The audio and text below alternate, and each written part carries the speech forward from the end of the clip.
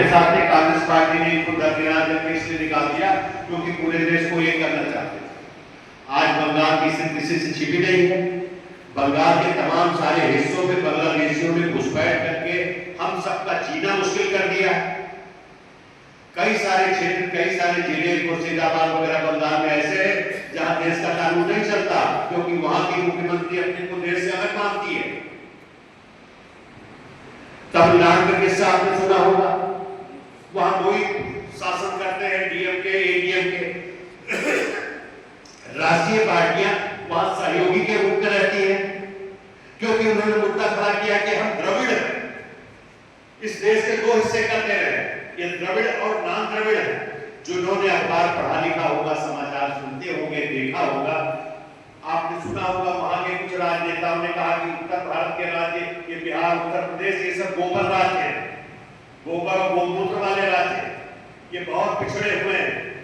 सनातन को बताया ये ऐसे भाव पैदा करने वाला इस देश की सत्ता में, शासन में क्या रहने का अधिकार रखता है और रहने का अधिकार रखता है कि हम सबकी नपुंसकता उनको कड़ा प्रतिरोध देगी तो ऐसी बदतमीजी वाली बातें करने वालों की हिम्मत टूट जाएगी। हर प्रांत का आदमी सुख से रहना चाहता है, अपने बच्चों को अच्छे माहौल में पढ़ना लिखना पढ़ाना चाहता है, लेकिन ये स्वार्थी तत्व अलग अलग प्रांत को दिखाना चाहते हैं और समय समय पर आप सभी जानते हैं अलगाववाद की बात पैदा होती है। कभी अलग तमिल राज्य की बात होती है, कभी पंजाब को तोड़कर खालिस्तान बनाने की राज्य होती है, कभी पश्चिम बंगाल को अलग देश मानने की बात ममता बनर्जी करती रहती है। तो इन सारे परिप्रेक्ष्य में आप देखें तो ये चाहते हैं कि जब राष्ट्रीय चुनाव हो वो अलग हो और जब प्रांत का चुनाव हो तो हम भाषा के आधार पर लड़ाएं, जाति के आधार पर लड़ाएं, अपनी सभ्यता के आधार पर लड़ाएं, द्रविड़ नाम द्रविड़ आर्य और द्रविड़ के नाम पर लड़ाएं। इसलिए इस देश को एक राष्ट्र देखने का सपना जो हमारे पूर्वजों का था उसको अब साकार करने का समय आ गया है, जहां तमाम सुधार हो रहे हैं। कश्मीर का नियम बदल करके उसको शेष भारत के साथ जोड़ा गया। क्या आपको पता है कि अभी जब धारा 370 खत्म करने से पहले कश्मीर में एससी एसटी ओबीसी का आरक्षण नहीं मिलता था। पाकिस्तान से भाग करके आए हमारे तमाम सफाई कर्मी समुदाय के लोग, उनको कोई आरक्षण नहीं मिलता था, उनको नौकरी नहीं मिल सकती है, उनको केवल सफाई कर्मी का कार्य कर सकता, वो सरकारी सेवा में नहीं जा सकते थे। क्या ऐसा संभव होना चाहिए किसी देश में? कुछ दिन पहले जो जागरूक हो गए, इसलिए कहते पढ़ते लिखते रहो। नॉर्थ ईस्ट के लोग हिंदुस्तान में अगर आप देखिए तो उत्तर भारत में जो है उनकी सूरत शक्ल थोड़ी अलग है। आप नॉर्थ ईस्ट में जाएंगे, असम, त्रिपुरा, मेघालय, मणिपुर, वहां के लोगों का नाक नक्शा थोड़ा अलग टाइप का होता है। आप भूगोल की वजह से आपको पढ़ा होगा कि उनकी नस्ल मंगोलाइट टाइप की होती है और दक्षिण भारत के लोग थोड़ा अलग शक्ल के होते हैं, वो द्रविड़ियन है। लेकिन कैसे वो अलग हो गए? नॉर्थ ईस्ट के पढ़ने वाले बच्चों को दिल्ली में इसलिए पीटा गया तो उनको बताते थे चाइनीज है।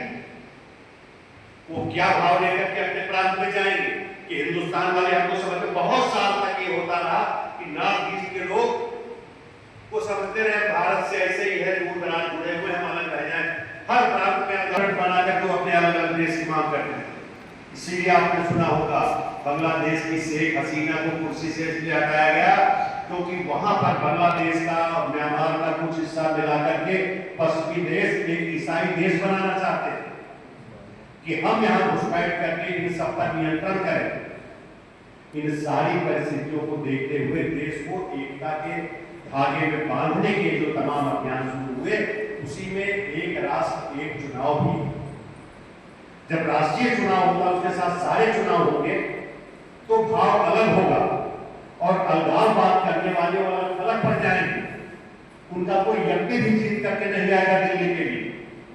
जब दिल्ली से तुम पैसा लेते हो, दिल्ली की सरकार तुमको रेल, पोस्ट ऑफिस, सुरक्षा की सेवाएं देती है, दिल्ली की सरकार तुम्हारी बैंकिंग से लेकर के आयुष्मान कार्ड और दुनिया भर की जितनी योजनाएं उसका लाभ उठाते हो, उसके बाद भी तुम अपने को अलग क्यों मानते?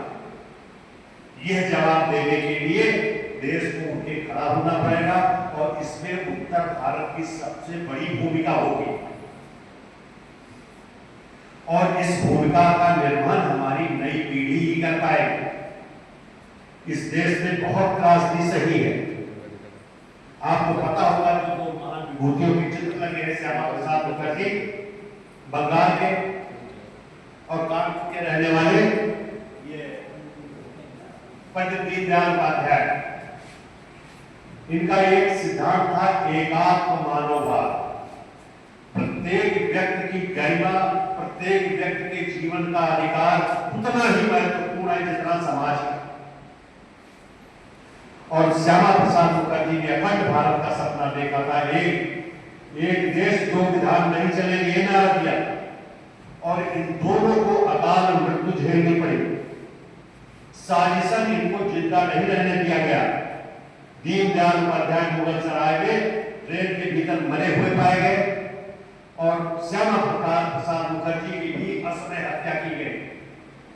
इस देश में एकता का बीड़ा उठाने वाले कई बार मौत के शिकार हुए हैं, वो चाहे लाल बहादुर शास्त्री ताशखंड में मरे हो, जिन्होंने 1965 के युद्ध में घोषणा की थी देश एक रहेगा, जय जवान जय किसान का नारा लगाया, प्रांत का नारा नहीं लगाया, उनकी भी साजिशन हत्या हुई। इस देश के बड़े बड़े परमाणु वैज्ञानिक जब परमाणु बम के बनाने के किनारे हुए, होमी जहांगीर भाभा, अमेरिकन CIA के लोगों ने उनको विमान दुर्घटना में मार डाला। राष्ट्र एकता का स्वप्न देखने वाले सुभाष चंद्र बोस को जिंदा नहीं रहने दिया गया। एक नंबूदरी रामाराव जो मिसाइल के जनक थे, उनको किसी गलत केस में पाकिस्तान के साथ सूचना साझा करने के झूठे केस में फंसा करके 30 साल जेल में रखा गया। तो ऐसी वामपंथी शक्तियां जो इस देश को तोड़ना चाहती है, इस देश को आगे नहीं बढ़ने देना चाहती है, वो सब एक होकर के इसको तोड़ती है। अभी देखिए इस युद्ध के समय भारत ने जो अपनी क्षमता का परिचय दिया, अमेरिका जो हमारा परम मित्र था वो भी दुश्मन हो गया। ये ताकतवर कैसे हो गए? यूरोप जो हमारे आगे भीख मांग रहा था यूक्रेन युद्ध के समय कि हमें तेल दे दीजिए, वो सब आंखें दिखाने लगे। भारत को कभी कोई सशक्त नहीं देखना चाहता, इसलिए क्योंकि हम आपस में लड़ते रहते हैं। क्या अमेरिका में भी अलग अलग चुनाव होता? फिर हमारे यहाँ तो गर्मी की जाती है कि हर प्रांत अलग चुनाव। क्या प्रांत कोई अलग चीज है? इस देश का ही पाते हैं, इस देश में ही सुरक्षा पाते हैं। तो ये आवाज इसीलिए उठाई गई है। ये समय एकता का है। सारी दुनिया आपकी दुश्मन है, जान लीजिए। कोई देश आपका मित्र नहीं है, वो तो अलग बात है। इस देश में भी आपके शत्रु बैठे हैं। डोकलाम का नाम सुना होगा, आप विद्यार्थी भूगोल के, सुना है? कौन बता सकता है डोकलाम कौन सी जगह क्या है, क्यों मशहूर है? किसी ने चिकन नट का नाम सुना है? नहीं सुना? बताओ। हिंदुस्तान के नॉर्थ ईस्ट के 7 राज्य एक 22 किलोमीटर चौड़ी पट्टी से जुड़े हैं। चीन और बांग्लादेश की वर्तमान हुकूमत चाहती है कि इस 22 मील की पट्टी को काट दें तो हिंदुस्तान के साथ प्रांत अलग हो जाए।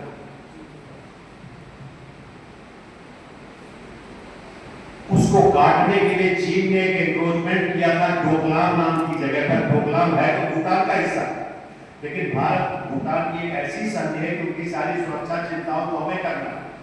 जब डोकलाम में घुसे और चाहते थे 22 किलोमीटर पट्टी पर कब्जा करें, हमारी सशस्त्र सेनाओं ने ताकत के बल पर सालों वहां टिक करके उन सबको पीछे खदेड़ दिया। तो इन सब के बल में बीच है कि भारत इतना ताकतवर होगा। गलवान किसी ने सुना हो, नहीं सुना होगा तो दुर्भाग्य भूगोल का विद्यार्थी गलवान न जानता। लद्दाख का वो क्षेत्र जहां चाइना एनक्रोचमेंट का था, कौन सी लेक थी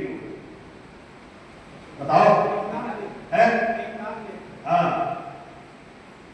तो जगह जगह से भारत में घुस करके तोड़ने की साजिशें रची जा रही हैं और हमारी सेनाएं करारा जवाब दे रही है। हमारे वैज्ञानिक ऐसे हद से हथियार बना लिए जिसको दुनिया ने पहली बार देखा और हृदय से इच्छा है ईश्वर करे कुछ और भी हथियार अभी रखे हो जब चीन सामने आए। तो जब सारी दुनिया हमारी दुश्मन हो चुकी है उस समय हम सब के भीतर ये भाव होना चाहिए कि अब हम सब मजबूती के साथ एक साथ खड़े। उस डोकलाम की घटना के समय आपको बताऊं, डोकलाम की घटना के समय हमारे देश की एक राष्ट्रीय पार्टी का एक जोकर जैसा नेता, जब चीन हमारा दुश्मन था, चीन की एम्बेसी में रात को जा करके समझौता करता और भारत के भीतर भारत की खिलाफत और चीन की तारीफ की मुहिम एक पार्टी वाला चलाता है। क्या उसका नाम आप जानते हैं? कोई नहीं जानता, जाके पढ़ना कि डोकलाम युद्ध के समय किस राष्ट्रीय पार्टी का नेता हमारे दुश्मन चीन के साथ रात को घुस करके समझौता करता है। एक राष्ट्रीय पार्टी है जिसने चीन के साथ एमओयू साइन किया है, मेमोरेंडम ऑफ अंडरस्टैंडिंग, और उसके अंतर्गत चीन से पैसा लेता है। जो आदमी चीन से पैसा लेगा वो भारत के पक्ष में खड़ा होगा। ऐसे तत्वों को पहचानने की जरूरत है और इनको मुंहतोड़ जवाब तभी मिलेगा जब हम एक संगठित सशक्त राष्ट्र के रूप में खड़े होंगे। और वो समय यही समय है। अगर इस समय हम एक होकर के अपनी सारी समस्याओं को हल नहीं कर लेंगे, जब कश्मीर का मुद्दा हल हुआ, जब टैक्सेस का मुद्दा हल हुआ और तमाम समस्याएं हल हुई, हमारी नेवी सशक्त हुई। मैं कहीं पढ़ रहा था कि 2004 से लेकर 14 तक हिंदुस्तान के में कोई भी फाइटर जेट नहीं खरीदा गया। हिंदुस्तान की वायुसेना कमजोर थी, हमारी एयर थी, खोज के लड़ाते, हमारी नेवी कमजोर थी। लेकिन 14 के बाद जाने कितने विमान खरीदे गए, जाने कितने समुद्री शिप खरीदे गए, एक के बजाय दो जो नेवल शिप हो गए जिनके ऊपर हवाई जहाज पहुंचते हैं। तो हमारी सशक्त सेनाओं ने हमेशा दुश्मनों को जवाब दिया है।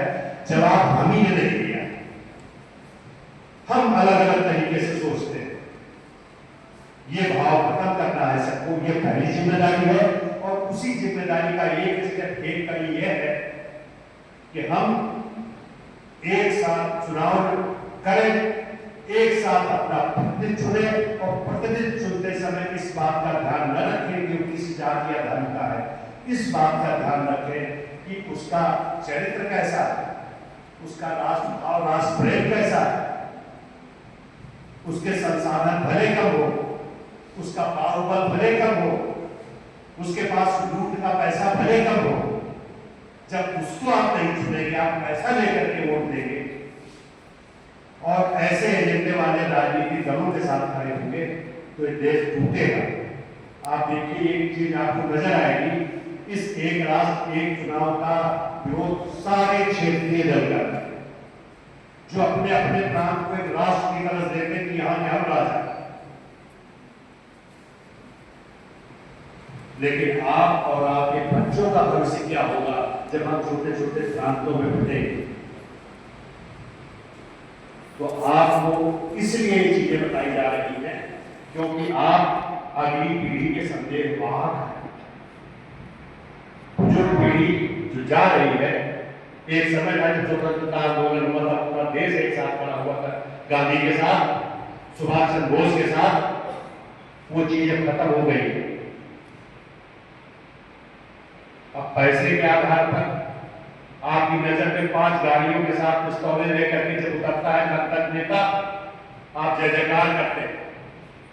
कि पढ़े लिखे लोगों का काम नहीं है, उसके रुतबे, उसके पैसे हम सरकारें चुने तो ये देश टूटेगा। इसलिए दिमाग की खिड़की खुले रखना है और ये संदेश कि हिंदुस्तान सशक्त है, एक है, एक साथ अपने प्रतिनिधि चुनता है, ये आपको सोचना भी है और ये संदेश अपने समाज को पहुंचाना भी है। आप पढ़े लिखे लोग हैं तो आपकी जिम्मेदारी ज्यादा है।